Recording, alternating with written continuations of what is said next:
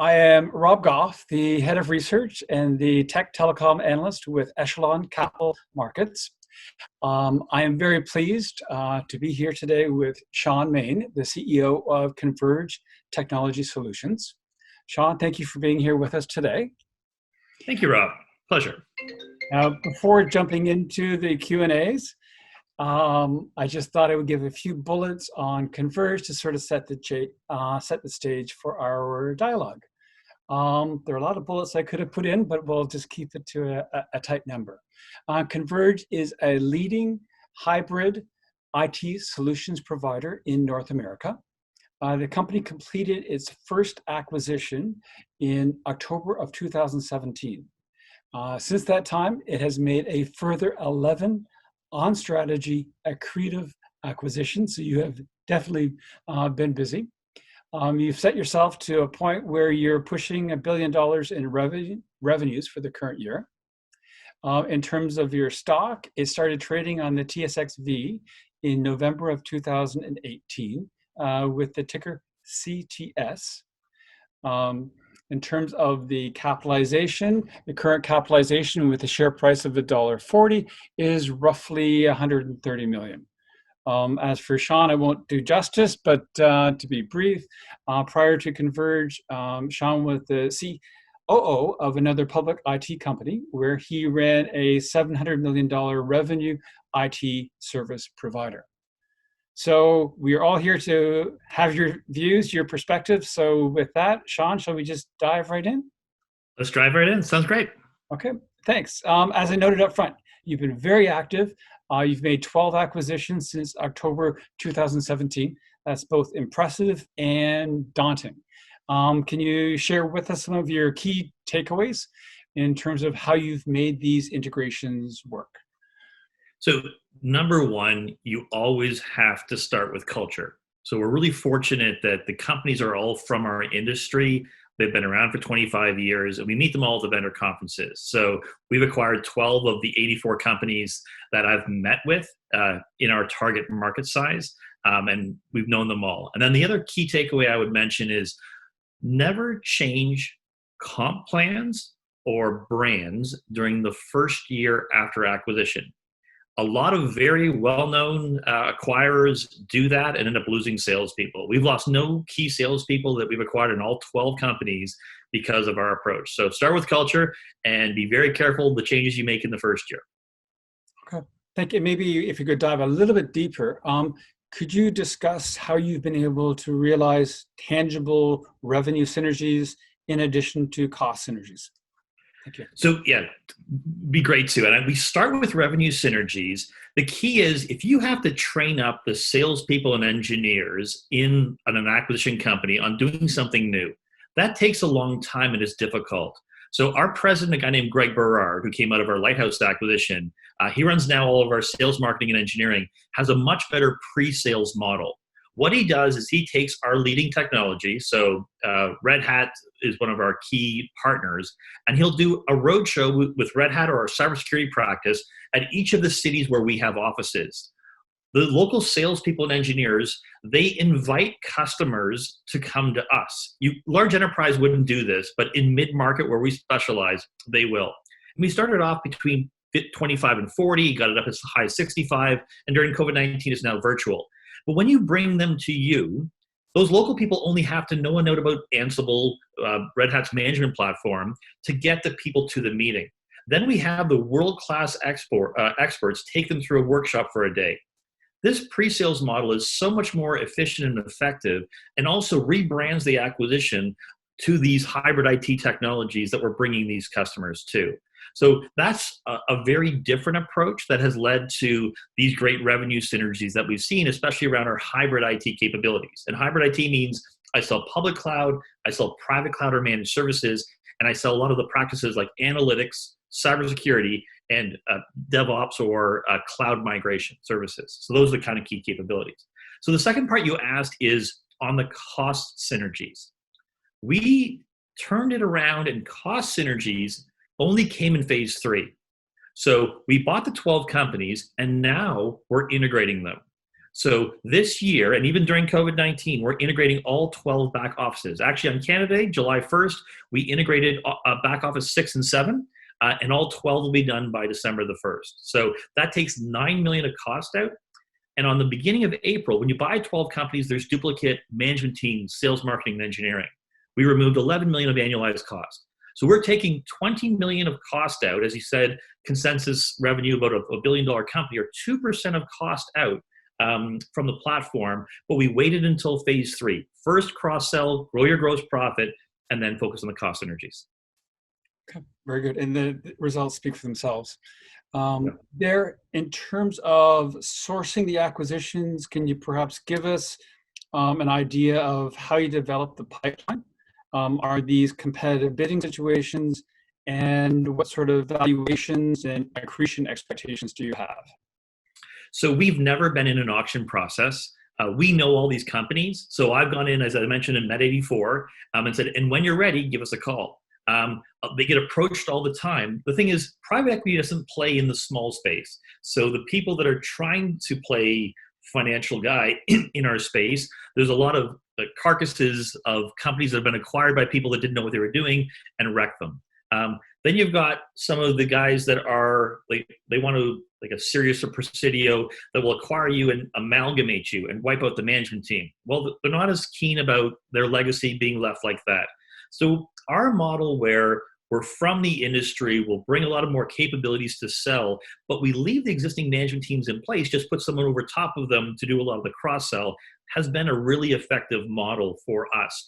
And therefore, we get a lot of referrals from our pipeline, and we encourage them, talk to the companies that we've acquired.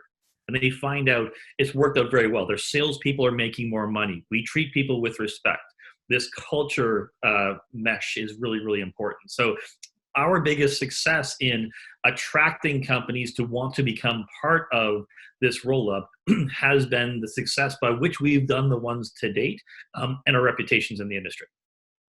And may I ask, as a follow-up there, how has COVID-19 impacted that pipeline and the prospects there? So we have a very full pipeline that we put on hold. So we buy 4 to 6 companies a year. We've averaged 5 a year. We bought one in February. We were going to do one in March and pushed it off because the company had some exposure to oil and gas, which is a sector that was hit quite large. And we're very fortunate. 77% of our revenue in Q1 came from sectors that haven't been impacted: technology, finance, healthcare, and government, and state, local, and education. Now the other 23%, the next ones for us are no one sector has more than 4%. It goes industrials, utilities, and down. So as a company, we haven't been exposed, but other companies have been exposed to the wrong sectors. So we said, let's take a pause in Q2 and continue to talk to those acquisitions, and then get back on the acquisition trail in Q3 and Q4. And what we're finding the industry is doing now is putting a one-time COVID charge against your trailing 12 months. So we base valuations on kind of 4 to 5 times trailing 12 months EBITDA. But I can't give you credit for what happened during COVID-19, so I'll take that out of the upfront purchase price, but we usually earn-outs, and so I will add that piece to the earn-out if you can go back to the levels that you were at pre-COVID.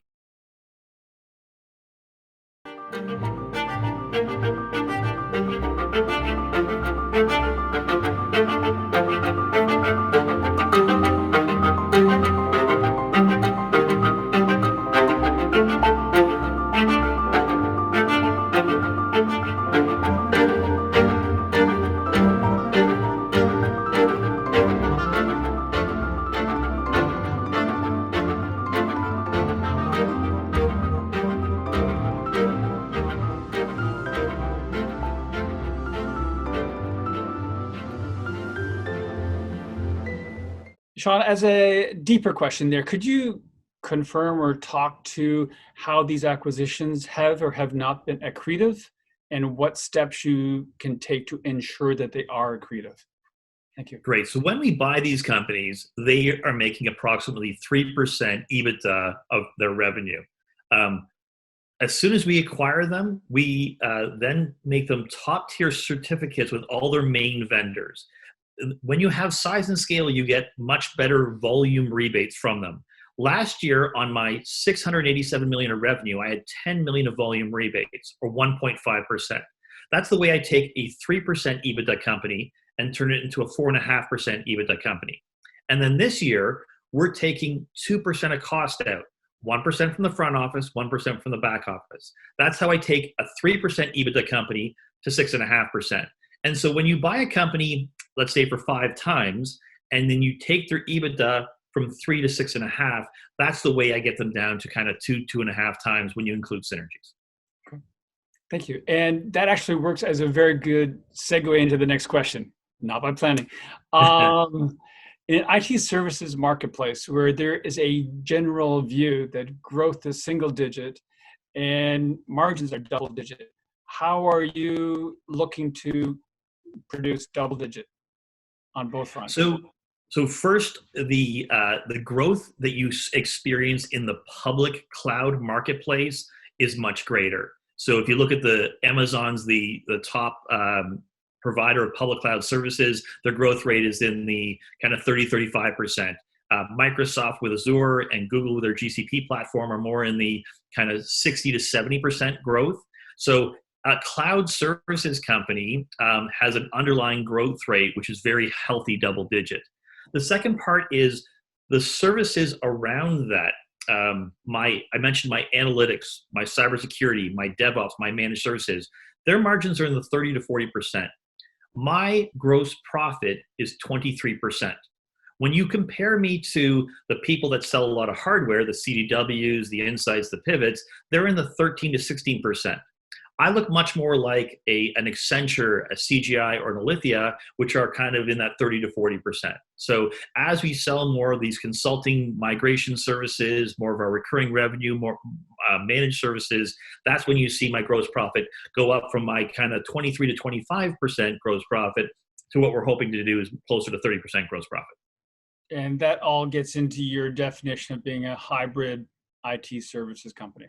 Exactly. And the key point of differentiation for you in the marketplace. Well, thank you. You've touched on it a bit, but could you perhaps go over the full benefits of scale in terms of vendor relationships?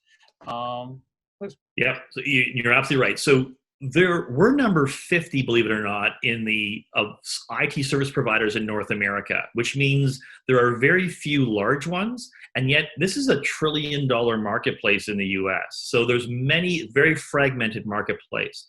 The way the vendors discriminate to the larger providers, because they want size and scale in order to run national campaigns, is they provide better pricing, they provide better rebates, which I was going through, but they also provide to growth partners market development funds.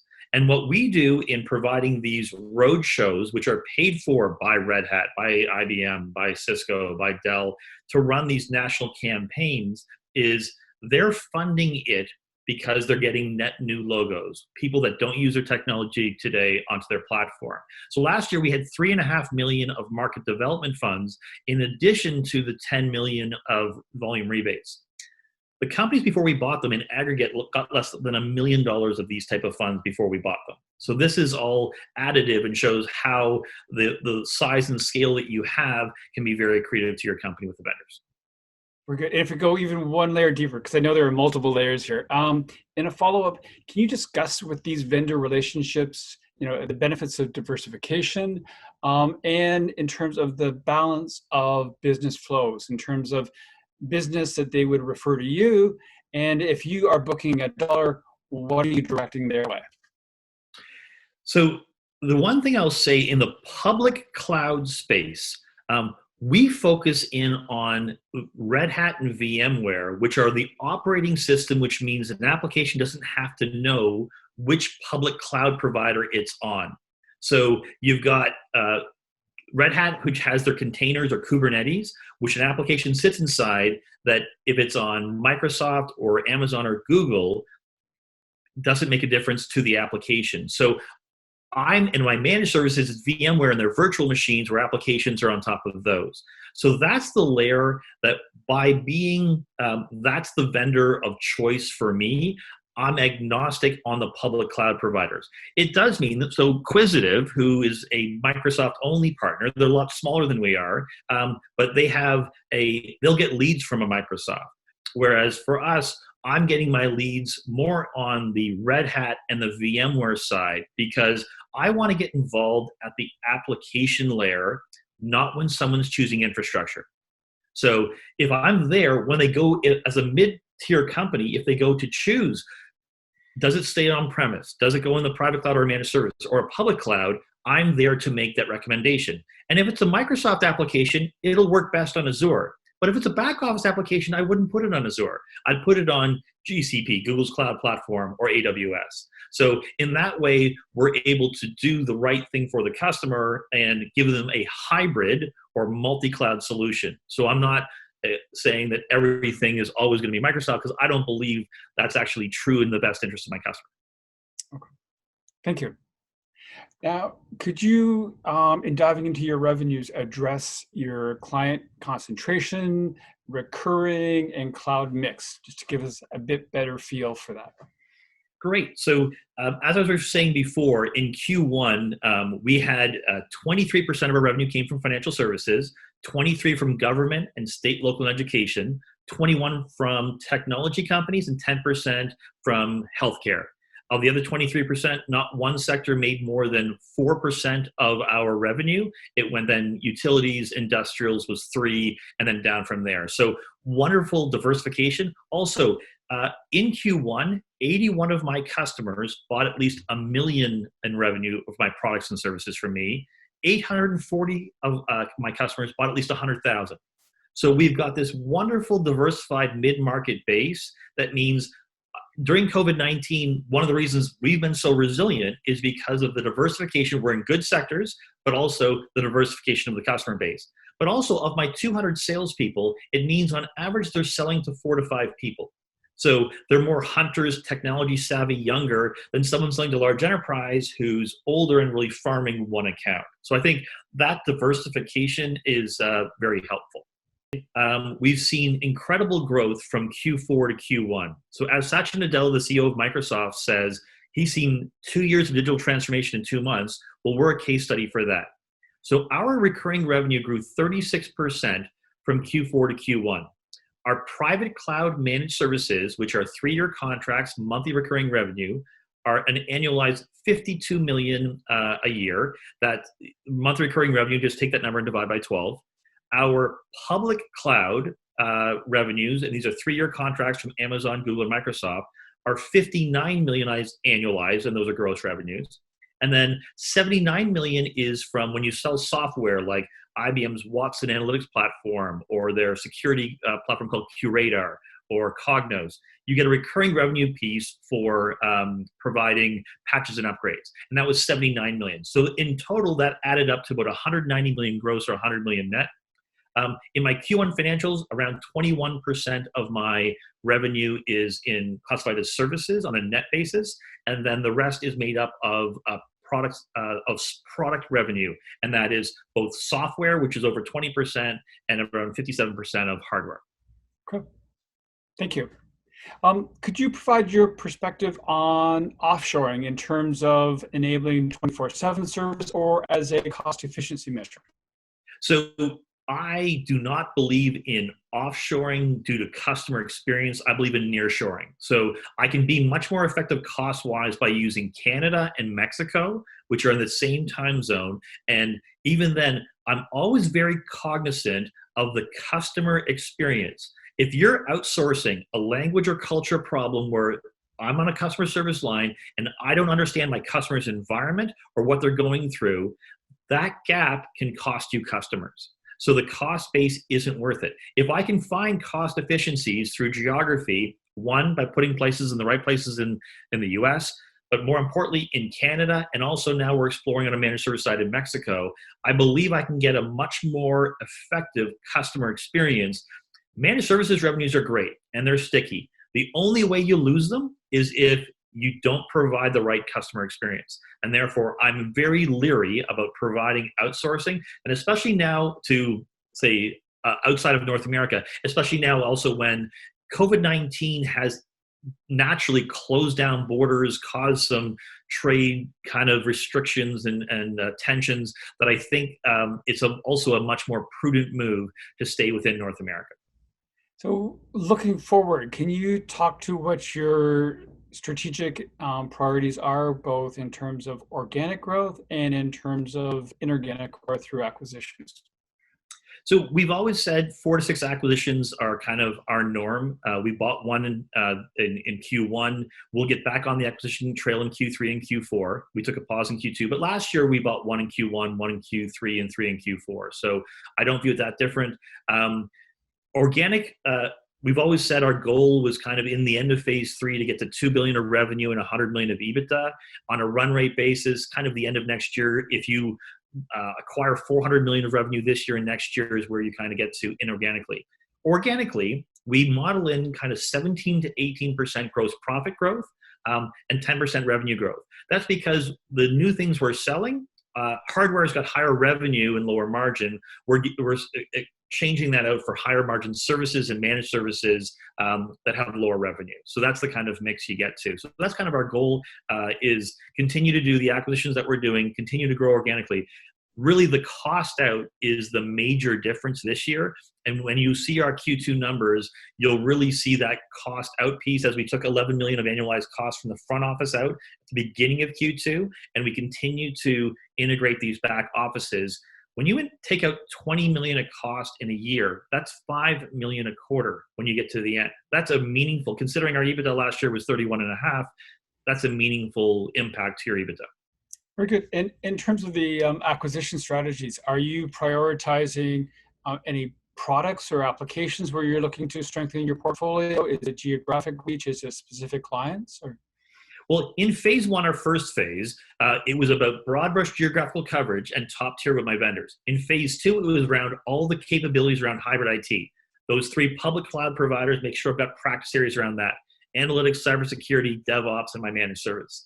Now, it's really about scale. I want to hit all the NFL cities, and it becomes much more about hitting more of that. We only hit 0.1% of that $1 trillion US market, the mid-market and SMB I'm going after.